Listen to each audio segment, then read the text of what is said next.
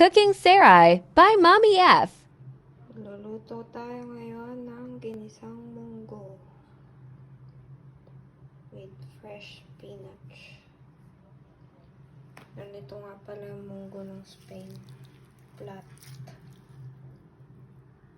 Siyempre, chicharong bulaklak, paminta, asin, bawang, sibuyas, luya, patis, baboy, matis.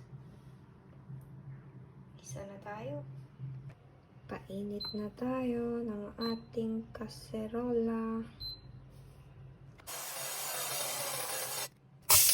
At na mainit na nga ang ating kaserola ay magigisa na tayo ng sibuyas, bawang, luya at kamatis. At nung medyo malambot na nga ang ating kamatis ay nilagay ko na itong pinakuluan kong baboy. Nung nagisa ko na nga itong baboy ay nilagay ko naman itong munggo natin.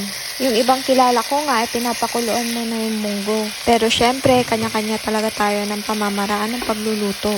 Ang technique naman na ginagawa ko ay binababad ko muna siya ng 4 hours o overnight. Mas gusto kasi namin na yung munggo ay may buo-buo, hindi yung durog. Pagkagisa ko nga dun sa munggo ay naglagay na ako dito ng tubig at nilagay ko na rin ang ating patis na pampalasa. Hindi ko pala na i-video dito ang paglalagay ng paminta. After 40 minutes nga sa pagpapakulo ko nitong munggo, isunod naman natin ito ating chicharon. Namali pala ako nung una, ang sinabi ko ay chicharong bulaklak.